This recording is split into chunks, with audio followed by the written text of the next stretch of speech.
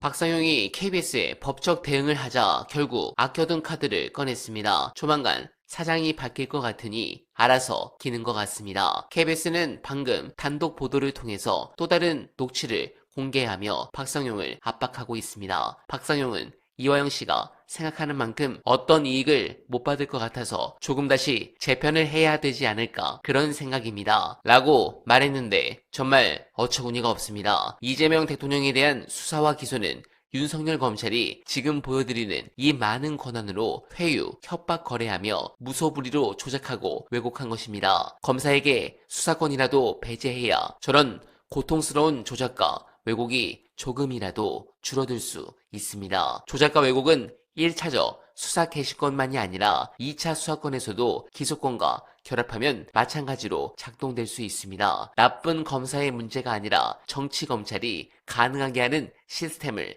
반드시 개혁해야 합니다. 관련해 중요한 분석 끝까지 봐주시고 여러분들의 생각 댓글로 부탁드립니다.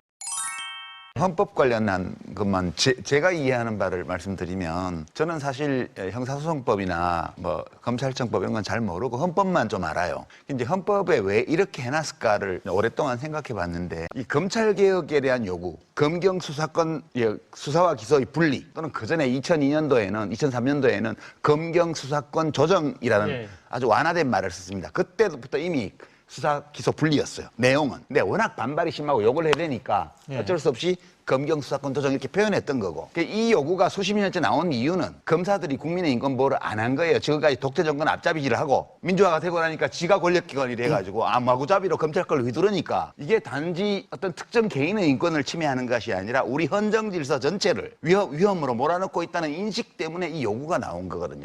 미세하게는 지적할 점이 있겠지만 근데 저는 이제 우선 검찰이 경찰보다 수사를 더 잘한다는 거를 믿을 근거는 없다고 봐요. 되게 검사들은 눈 나빠가지고요. 뭐 이렇게 영상 봐도 우리가 보면 딱 법무부 차관인데 그 사람들은 못 알아봐요. 그런 것도 많고요. 때로는 귀도 어두워요. 그래갖고 우리가 들으면 분명히 이거는 바이든인데 그거를 날리면인지 바이든인지 모르겠다 그러고.